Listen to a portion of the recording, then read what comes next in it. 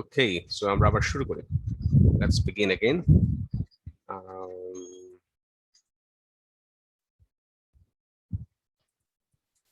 Next হলো psoriatic arthritis.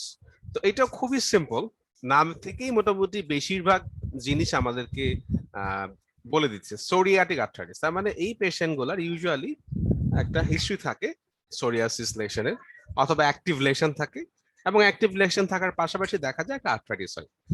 এবং যেহেতু এটা সেরোনেগেটিভ আর্থ্রাইটিস, ইউজুয়ালি এটা স্পাইন ইনভলভ করে, স্যাক্রাইলিক জয়েন্ট ইনভলভ করে, এবং ক্লাসিক একটা ইনভলভমেন্ট আছে যে পেরিফেরাল জয়েন্টের মধ্যে হ্যান্ড এন্ড ফিট জয়েন্টস গুলো ইনভলভ করে। আমরা দেখবো সামনে আছে এটা। সো দেখা যায় যাদের সোরিয়াসিস আছে তাদের মধ্যে up to 40% patient psoriasis arthritis হতে পারে, এবং কিছু কিছু ক্ষেত্রে অনেক সময় দেখা যায় যে সোরিয়াসিস হয়তো বা আছে অনেকদিন ধরে, তারপর আর্থ্রাইটিস হচ্ছে, অথবা স্কিন লেশন হওয়ার আগে আর্থ্রাইটিস হচ্ছে। সো যে কোনো ভাবে হতে পারে, দুইটা পাশাপাশি থাকতে পারে। আর্থ্রাইটিস আগে হতে পারে, আবার স্কিন লেশন আগে হতে পারে। তো এইখানে সোরিয়াসিস ডায়াগনোসিসের জন্য একটা ক্রাইটেরিয়া আছে, এটা খুবই simple criteria. So Kasparov criteria for psoriatic arthritis. Basic আইডিয়াটা হলো যে আমার জয়েন্টে ডিজিজ থাকতে হবে, মানে আর্থ্রাইটিস থাকতে হবে, তার পাশাপাশি আমার 3টা পয়েন্ট লাগবে, 3টা বা তার বেশি পয়েন্ট, 3টা পয়েন্ট হলে চলবে। তো এইখানে পয়েন্টগুলো দেওয়া আছে। প্রথমটা হলো যেহেতু সোরিয়াটিক আর্থ্রাইটিস, তাহলে অবশ্যই আমাকে স্কিন লেশন থাকতে হবে। ইউজুয়ালি স্কিন লেশন থাকে, যদি স্কিন লেশন থাকে তাহলে 2 পয়েন্ট হয়ে গেল। তাহলে আর একটা জিনিস থাকলেই হবে, যেমন যদি ফ্যামিলি হিস্ট্রি থাকে, সাপোজ একজনের স্কিন লেশন আছে সাথে ফ্যামিলি হিস্ট্রি আছে, তাহলে এটা শিওরলি সোরিয়াটিক আর্থ্রাইটিস। এক্সট্রা জিনিসের মধ্যে যদি সাথে নেইল লেশন থাকে তাহলে 1 পয়েন্ট, যদি রিউমাটয়েড ফ্যাক্টর নেগেটিভ হয় তাহলে আরেকটা পয়েন্ট। আর আরো কিছু এডিশনাল ফিচার, যেমন ড্যাকটালাইটিস। কেউ বলতে পারবে ড্যাকটালাইটিস মানে কি? হোল ফিঙ্গারে যখন ইনফেকশন হয়। আমি শুনতে পাচ্ছি না, একটু জোরে বলতে হবে। হোল ফিঙ্গারে যখন ইনফেকশন হয়, রাইট, মানে পুরো ফিঙ্গারটাই যখন ইনফ্লেমড হয়ে যায়। দেখা যাচ্ছে ইনিশিয়ালি আর্থ্রাইটিস ছিল, আর্থ্রাইটিসের পাশে টেন্ডন ইনভলভ করে গেছে, আবার সাইনোভাইটিস হচ্ছে, তাহলে আর্থ্রাইটিস, টেন্ডনাইটিস, আর সাথে দেখা যাচ্ছে আলটিমেটলি আশপাশে যে টিস্যুগুলো আছে সেগুলো ইনফ্লেম হয়ে যাচ্ছে, পুরা ফিঙ্গারটা ইনফ্লেম হয়ে যাচ্ছে, ড্যাকটালাইটিস হয়ে যাচ্ছে। সো ড্যাকটালাইটিস হলে ফিঙ্গারের যে অ্যাপিয়ারেন্স হয়, এটা বলতে পারবা কি অ্যাপিয়ারেন্স হয়? একটা খাবারের সাথে মিল আছে, সসেজ ফিঙ্গার। তাহলে সসেজ ফিঙ্গার বলেন। আমি জানি না ডাক্তারদের নামকরণ, সো দেখে কোনো কিছু দেখলেই খাবারের নামটা সবার আগে মাথায় আসে। লিভারের প্রবলেম, নাটমেগ লিভার। আঙ্গুলের প্রবলেম, সসেজ ফিঙ্গার। আরো কত যে খাবারের নাম দেয়া আছে, বিভিন্ন ধরনের ইনফ্লামেশন এবং আদার ডিসঅর্ডারের নাম। বলতে পারবো আরো 2 একটা খাবারের নাম দেয়া ডিজিজের নাম বা কন্ডিশনের নাম? এনিওয়ান? যেমন যখন লিভার অ্যাবসেস হয়, লিভার অ্যাবসেসে যে পাসটা দেখা যায়, স্পেশালি অ্যামিবিক লিভার অ্যাবসেস, কি বলে ওটাকে? Sir anchovy sauce pus. Anchovy sauce pus. আবার যাদের যাদের ইন্টারসেপশন হয়, তাদের যে স্টুল পাস করে, এটা কি বলে? ইন্টারসেপশনে যে একটা স্টুল পাস করে, that is call red currant jelly stool. তাই না? কোরান জেলি কিন্তু একটা খাবার, আসলে একটা জেল, একটা জেলি। বাইরের দেশে মানুষরা খায়, আমরা খাই না এটা। বাইরের দেশে মানুষরা কোরান জেলি খায়। সো ইন্টারসেপশন হলে কিন্তু স্টুলটা যেটা হয়, সেই স্টুলটাকে বলা হয় রেড কোরান জেলি স্টুল। এটা একটা খাবারের নাম।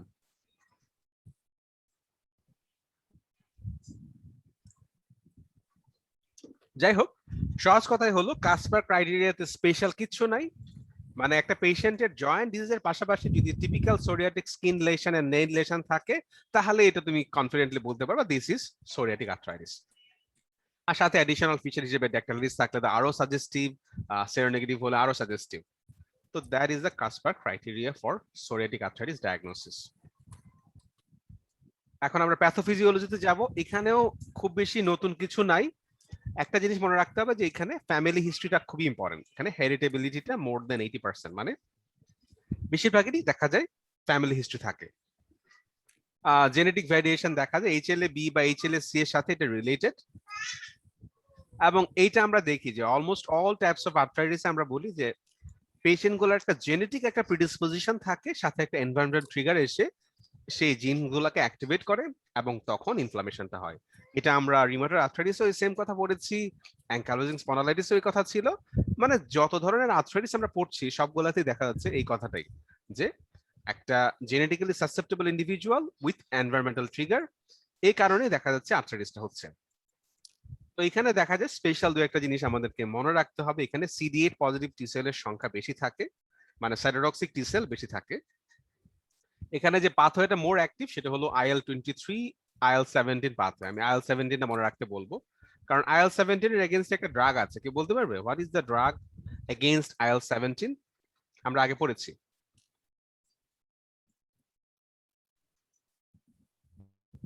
IL-17 এর এগেইনস্টে একটা মনোক্লোনাল অ্যান্টিবডি পড়েছি আমরা। 17 SD সেকুকিনুম্যাব সেকুকিনুম্যাব রাইট। সো এটা মনে রাখবে এভাবে, 17 S দিয়ে যেরকম 17 হলো S দিয়ে লেখি আমরা 17, তাহলে 17 ইজ সেকুকিনুম্যাব, 17 সেকুকিনুম্যাব। সেকুকিনুম্যাবের গায়েও S আছে সবার আগে, তো এইভাবে আমরা মনে রাখতে পারি। এছাড়া আমার টি হেল্পার সেল 1 যেটা, সেটাও অ্যাক্টিভেট হয় এবং সেখান থেকে ইন্টারফেরন গামা রিলিজ হয়। আমরা জানি যে ইন্টারফেরন গামা ইউজুয়ালি ম্যাক্রোফেজকে অ্যাক্টিভেট করে এবং টিস্যু সেলকে অ্যাক্টিভেট করে। সো এখানে পরবর্তী ছবিটা দেয়া আছে, এই ছবিটা এক্স্যাক্টলি সিমিলার একটা ছবি কিন্তু আমরা যখন অ্যাঙ্কাইলোজিং স্পন্ডালাইটিস পড়েছিলাম সেখানেও ছিল। So this is the genetic susceptibility environmental trigger, তারপরে ম্যাক্রোফেজ বা ডেন্ড্রিটিক সেল অ্যাক্টিভেট হচ্ছে লোকালি, এবং সে হলো ইনিশিয়ালি IL-23 রিলিজ করার মাধ্যমে TH17 সেলকে অ্যাক্টিভেট করছে এবং TH17 সেল IL-17 রিলিজ করছে, যেটা গিয়ে একই সাথে ম্যাক্রোফেজ এবং স্ট্রমাল সেলকে অ্যাক্টিভেট করে। অন্য একটা পাথওয়ে হলো IL-12।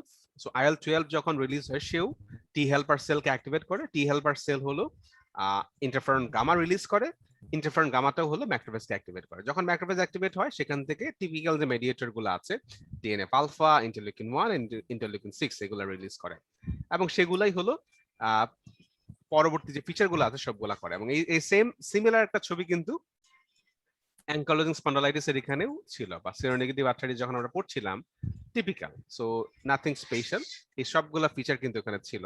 আমি আর এর ভিতর দিয়ে যাব না।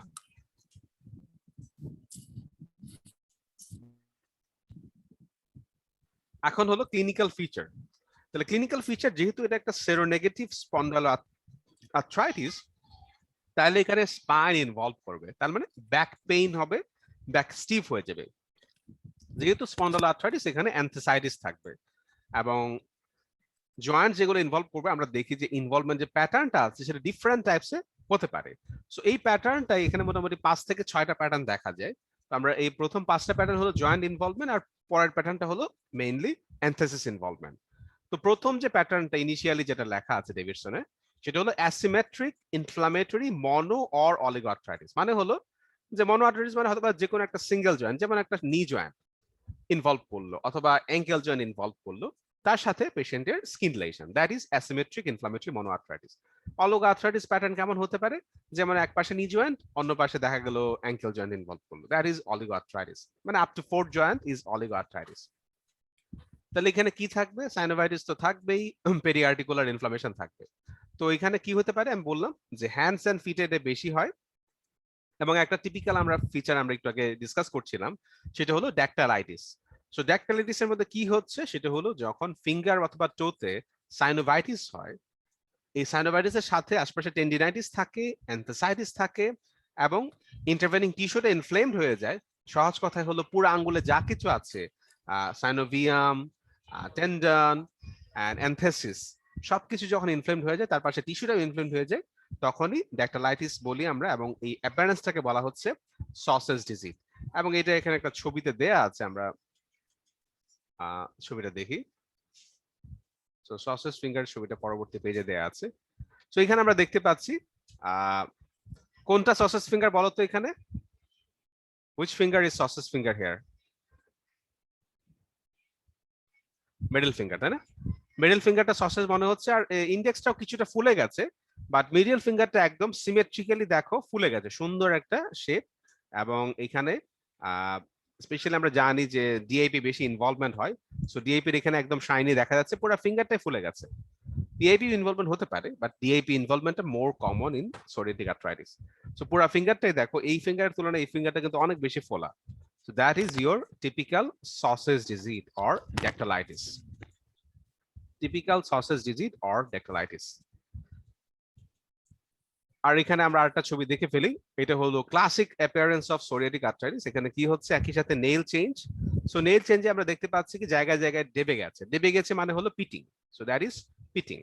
আর যেহেতু নেইলটা ডিস্ট্রয় হয়ে যাচ্ছে, লাইসিস হয়ে যাচ্ছে, তো তো আমরা এটাকে বলবো অনাইকোলাইসিস। অনাইকো মানে হলো নেইল, লাইসিস মানে হলো ডিস্ট্রয় হয়ে যাওয়া। সো জায়গায় জায়গায় ডেবে গেছে এবং লাইসিস হয়ে যাচ্ছে। যেমন এখানে যদি আমরা রিং ফিঙ্গারটা নেই, এখানে অনাইকোলাইসিস এখনো হয় নাই, শুধুমাত্র পিটিং হয়ে গেছে। দেখো জায়গায় জায়গায় আঙুলটা দেবে গেছে, নখটা দেবে গেছে। বাট যদি মিডল ফিঙ্গার বা ইন্ডেক্স ফিঙ্গার নেই, সেখানে কিন্তু অনাইকোলাইসিস আছে। তার সাথে এই জয়েন্টে ইনভলভ করেছে। What is this joint? এটা কি joint?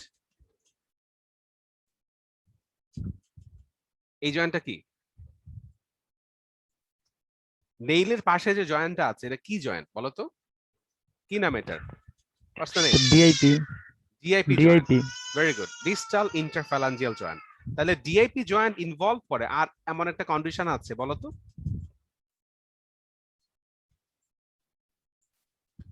What other arthritis or joint condition involves the DAP joint? Osteoarthritis, তাই না? Osteoarthritis, মায়েশা বলে দিচ্ছে osteoarthritis। তাহলে osteoarthritis এ যদি ডিআইপি জয়েন্ট ইনভলভ হয়, এখানে অনেক সময় আমরা নোট পাই। কি নোট পাওয়া যায় ডিআইপি তে, osteoarthritis এ?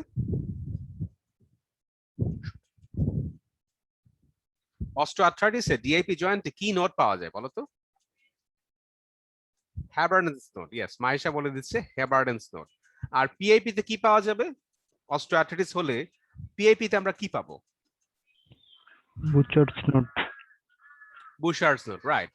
সো হ্যাবার্ডেন্স নোট হলো ডিআইপি আর বুশার্ড নোট হলো পিআইপি। আর যদি রিউমাটয়েড আর্থ্রাইটিস হয়, তাহলে ইউজুয়ালি কোন কোন জয়েন্ট ইনভলভ করে হ্যান্ডে? রিউমাটয়েড আর্থ্রাইটিস ইউজুয়ালি কোন কোন জয়েন্ট ইনভলভ করে?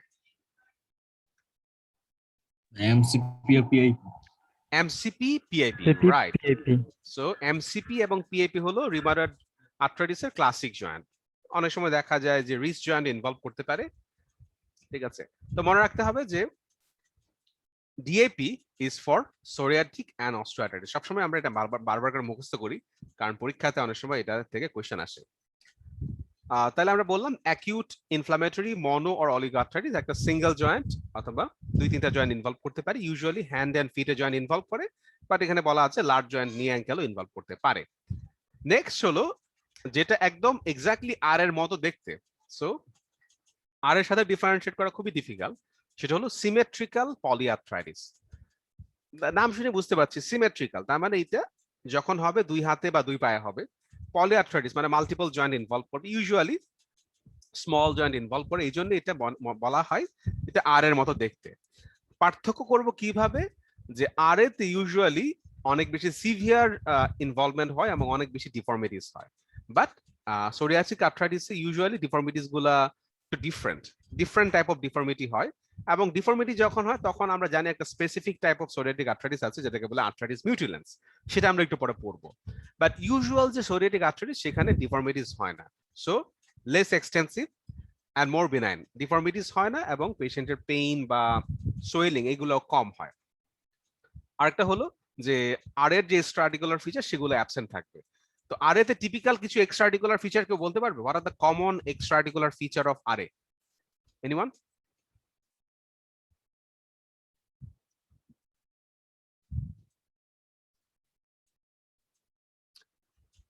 পেশেন্টের এক্সটেন্সর সারফেসে কি থাকতে পারে আর এতে?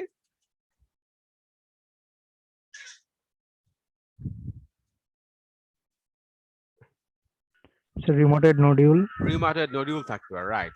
এবং আমরা জানি আর এতে যে চোখে ইনভলভ হয়, চোখে কি থাকবে?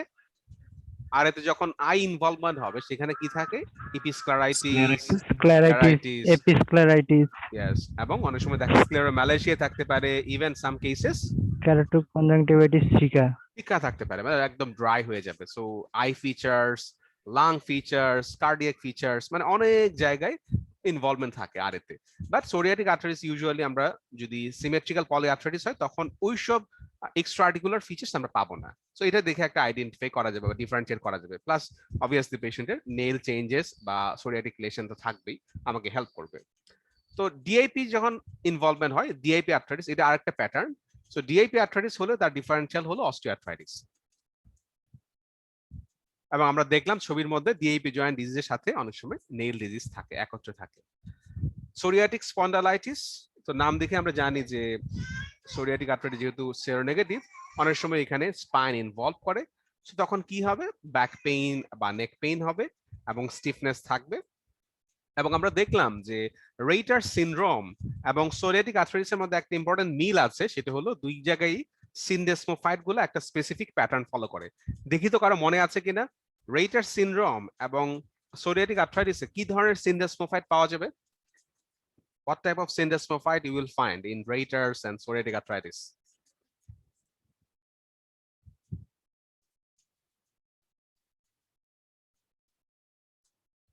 একটু আগে কিন্তু বলেছিলাম কি ধরনের সিনডেসমোফাইট পাওয়া যায় রেইটার সিনড্রোমে অথবা রিঅ্যাক্টিভ আর্থ্রাইটিসে। রিঅ্যাক্টিভ আর্থ্রাইটিসে কি ধরনের সিনডেসমোফাইট পাওয়া যায়? Asymmetrical, yes. Asymmetrical and coarse. Asymmetrical and coarse. তাই না? Asymmetrical এবং coarse syndesmophyte পাওয়া, আমি এটা লিখে দিই এখানে।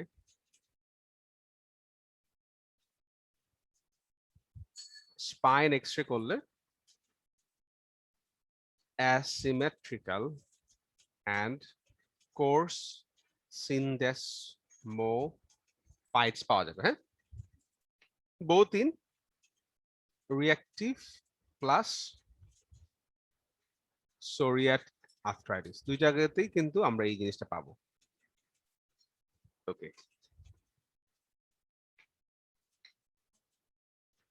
নেক্সট আমরা যাই, যেটা বলছিলাম যে সোরিয়াটিক আর্থ্রাইটিসের সবচেয়ে ডেঞ্জারাস যে ভার্সনটা হলো আর্থ্রাইটিস মিউটিলেন্স। সো আমরা জানি মিউটিলেশন মানে কি, একদম কেটে ছিন্ন ভিন্ন করে ফেলা, দ্যাট ইজ মিউটিলেশন। বলি না যে মিউটিলেটেড বডি, সেলফ মিউটিলেশন মানে কেটে ফেলা বা ড্যামেজ করে ফেলা। তাহলে আর্থ্রাইটিস মিউটিলেন্স হলো এমন একটা আর্থ্রাইটিস যেখানে জয়েন্ট গুলার ভিতরে যে বোনস আছে, জয়েন্টের আশপাশে বোনস আছে, একদম খেয়ে ফেলবে, একদম ডিস্ট্রয়েড হয়ে যাবে, ইরোশন হয়ে ডিফরমেশন হয়ে যাবে। এবং এটা ইউজুয়ালি কোথায় ইনভলভ করে, ফিঙ্গারস এন্ড টোজে।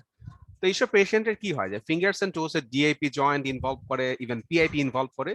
জয়েন্টের আশপাশে বোনসটা এত বেশি ইরোশন হয় যে আঙ্গুল, পায়ের আঙ্গুল বা হাতের আঙ্গুলগুলো একদম ছোট হয়ে যায়। সো এই যে টেলিস্কোপিং হয়ে যায়, মানে হলো যে আঙ্গুলগুলো আগে যদি এই লেন্থ থাকতো, এখন দেখা যাচ্ছে লেন্থটা এরকম ছোট হয়ে যায়। কেন? কারণ মাঝখানে যে জয়েন্টটা আছে, এই জয়েন্টের দুই পাশে বোনস গুলা ছোট হয়ে গেছে। ছোট হয়ে যাওয়ার কারণে আঙ্গুলটা লেন্থটা আগের চেয়ে এখন ছোট।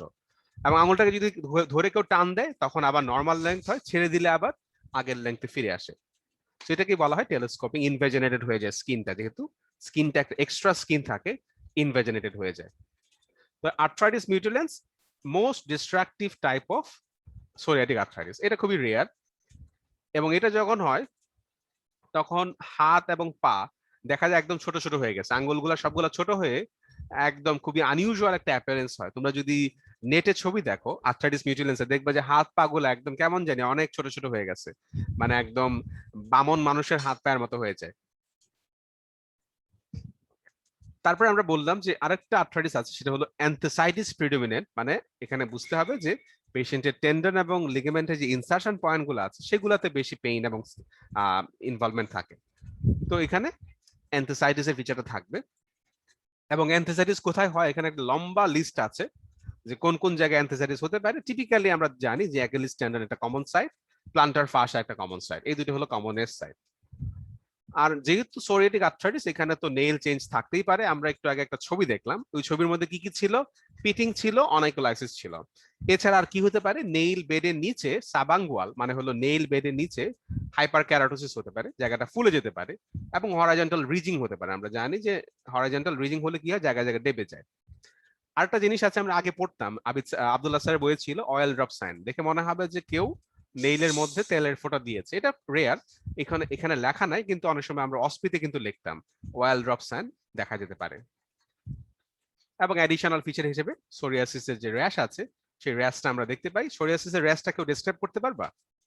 What is the typical rash or typical plaque in psoriasis? Anyone? Psoriasis এর typical rash কি?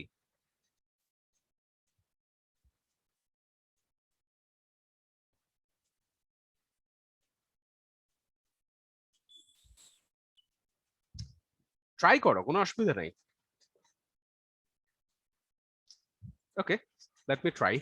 সো এটা হলো ইরাইদেমাটাস প্ল্যাক থাকে, তাই না? সোরিয়াসিসের টিপিক্যাল ফিচার হলো ইরাইদেমাটাস প্ল্যাক উইথ সিলভারি স্কেল, সিলভারি অথবা কেউ বলে সিলভারি হোয়াইটও বলতে পারে, সিলভারি স্কেলস। ঠিক আছে, কোথায় হয় ইউজুয়ালি? ফ্লেক্সার সারফেসে হয় নাকি এক্সটেন্সর সারফেসে হয় বলো তো? এটা তো পারা উচিত। ইউজুয়ালি ইন এক্সটেন্সর সারফেস, তাই না?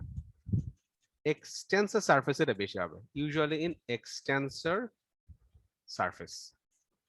তো সোরিয়াটিক প্লাক এক্সটেন্সর সারফেস ছাড়াও অন্যান্য কিছু জায়গায় হতে পারে। আর কোথায় হতে পারে সেখানে এটা লেখা আছে, যেমন স্কাল্প একটা কমন সাইট, গ্লুটিয়াসের মাঝখানে নেটাল ক্লাফটে হতে পারে, আম্বেলিকাস, ইভেন জেনিটালসে হতে পারে।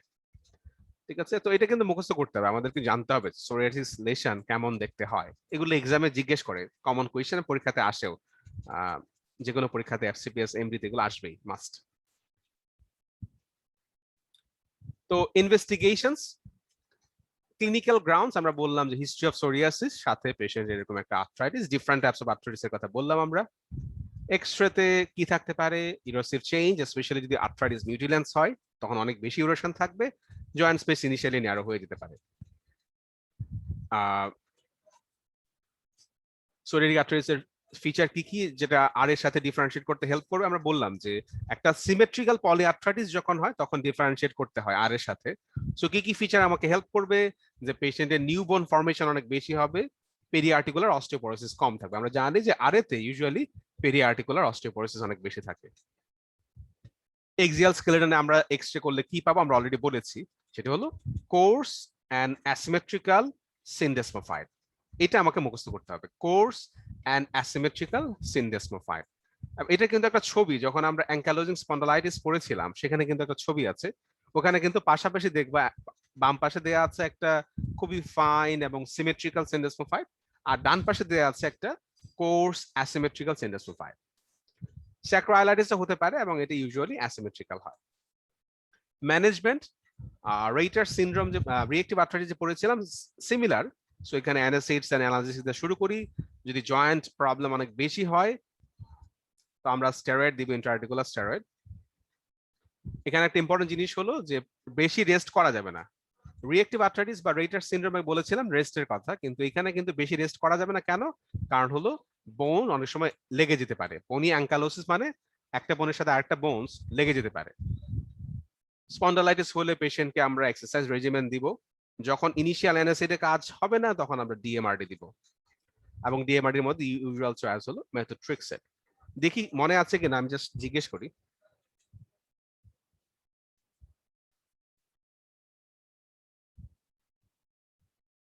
ও 70th sftc@gmail.com বলেছে অ্যানাসিড বলতে কি বোঝায়, অ্যানালজেসিস বলতে কি বোঝায়। First of all I want your name. What's your name? তুমি তো কমেন্ট করেছো, তোমার নাম কি বলো?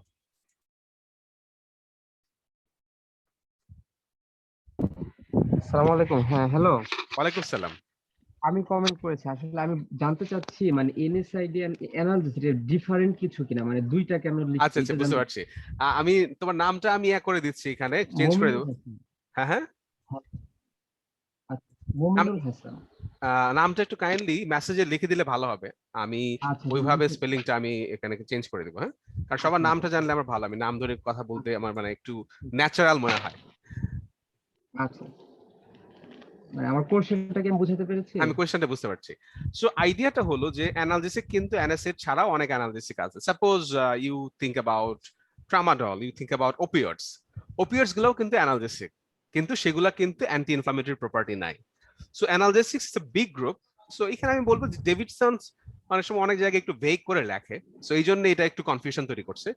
যেটা লেখা দরকার ছিল যে anacid analgesics or non anacid analgesics আর ওপিওয়েড অ্যানালজেসিক্স এর কথা লিখলে এটা ক্লিয়ার হতো। সো এখানে অ্যানালজেসিক্স বলতে অ্যানাসিড ছাড়া সেগুলা বলছে, যেমন ট্রামাডল, যেমন যদি সিভিয়ার পেইন হয় আমরা অনেক সময় প্যাথেডিন মরফিন দেই। So those are not anacids but still they are analgesic. Clear এখন? জি জি, মানে আমরা কি তাহলে দুইটাও একসাথে ব্যবহার করতে পারবো প্রয়োজনে? হ্যাঁ, করতে পারবো, Thank কোনো you. সমস্যা নেই। সো পেইন কিলিং বলা হয় যে এখনকার প্রিন্সিপাল হলো পেইন যাতে পেশেন্ট যাতে পেইনে যেন কষ্ট না পায়। So use multiple analgesics if needed. Thank তো you. তোমার নামটা কাইন্ডলি একটু লিখে দাও। হ্যাঁ, আমি তো তোমার আচ্ছা, নামটা একটু চেঞ্জ করে দিচ্ছি। ওকে। তো আমরা মিথোট্রিক্সের কথা বলা আছে। মিথোট্রিক্সের আমরা জানি যে মোস্ট অফ দা আর্থ্রাইটিস এর ক্ষেত্রে এটা একটা ফার্স্ট লাইন ড্রাগ। যখন এনএসএইড দিয়ে কাজ না হয় তখন আমরা ডিএমআরডি এর মধ্যে মিথোট্রিক্সের চুজ করি। তো মিথোট্রিক্সের ইনিশিয়াল ডোজ কত মনে আছে কিনা? What's the initial dose of 10 methotrexate? 10। Okay, good. মিথোট্রিক্সের কি লিভার ফেলিয়ার করতে পারে, লিভার ড্যামেজ করতে পারে? জি ভাইয়া করতে পারে। Yes. Methotrexate is hepatotoxic. Okay. So other DMRD. So methotrexate এর কথা এখানে আরেকটা জিনিস লেখা আছে। methotrexate কিন্তু সোরিয়াসিসে এমনিতেই আর্থ্রাইটিস ছাড়াও কিন্তু অ্যাডভাইস করা যায়। স্কিন ডিজিজ যখন কন্ট্রোল না হয় তখন কিন্তু আমরা methotrexate প্রেসক্রাইব করি। সো একই সাথে এক ঢিলে দুই পাখি। সো মমিনুল হাসান ছিল 70th FSTC, আমি এটা চেঞ্জ করে দিই। Just rename Mominul Hasan, Mominul Hasan. Okay, now I know your name. তো আদার ডিএমআরডিস এর মধ্যে আমরা দেখছি যে এখানে মেথোট্রিক্সের যদি কাজ না করে অথবা মেথোট্রিক্সের যদি কোনো কারণে পেশেন্ট সহ্য করতে না পারে, কারণ যদি খুবই টক্সিক ড্রাগ, তখন আমরা সালফাসালাজিন, সাইক্লোস্পোরিন এটসেট্রা দিতে পারি, লেফলোনামাইড দিতে পারি। সাইক্লোস্পোরিনের দু একটা সাইড এফেক্ট কেউ বলতে পারবে? Common side effects? Renal failure, renal failure, কিছু হাইপার করে। It causes hyperkalemia, hypertension, hyperuricemia, তাই না? জি ভাইয়া। Hyperkalemia, hyperuricemia, hyperkalemia, hypertension and hyperplasia কোথায় করে? ইনজিবা। Gingival hyperplasia, yes. তো এখানে এই পয়েন্টটা আমাকে মনে রাখতে হবে একটা হাইড্রোক্সিক্লোরোকুইন সম্পর্কে। যেহেতু এখানে স্কিন লেশন থাকে এজন্য আমরা হাইড্রোক্সিক্লোরোকুইন দেই না, যেহেতু হাইড্রোক্সিক্লোরোকুইন নিজেই স্কিন লেশন করতে পারে। এই জন্য ইউজুয়ালি হাইড্রোক্সিক্লোরোকুইন অ্যাভয়েডেড। যখন ইউজুয়াল ডিএমআরডি তে কাজ হয় না তখন আমাকে অ্যান্টি টিএনএফ চলে যেতে হবে। আমরা যে বললাম এখানে যেহেতু প্যাথোজেনেসিসের এখানে IL-12 এবং IL-23 ইম্পর্টেন্ট, সো এই দুইটা ইন্টারলিউকিনস বা এই দুইটা সাইটোকাইনকে ব্লক করে একটা মনোক্লোনাল অ্যান্টিবডি হলো উস্তেকিনোম্যাব। সো এটা ইউজ করলে এটা ইফেক্টিভ এখানে। এবং এটা কোথায় ইউজ করা যায়, স্পেশালি যদি ড্যাকটালাইটিস থাকে বা অ্যান্থ্রাসাইটিস থাকে সেক্ষেত্রে এটা খুব ভালো কাজ করে। আর সেকুকিনোম্যাবের কথা আমরা আগেই বললাম, যেহেতু এখানে IL-17 একটা ইম্পর্টেন্ট মেডিয়েটর, সো সেকুকিনোম্যাবও এখানে ইউজ করা যায়। অ্যাপ্রিমিলাস্ট আমরা আগে পড়েছিলাম। সো অ্যাপ্রিমিলাস্ট ইফেক্টিভ, সো ড্রাগগুলো জাস্ট নাম মনে রাখলেই হবে। এবং অ্যাপ্রিমিলাস্টের সাইড ইফেক্ট গুলো এখানে দেয়া আছে, এটা আমরা পড়েছি আগে।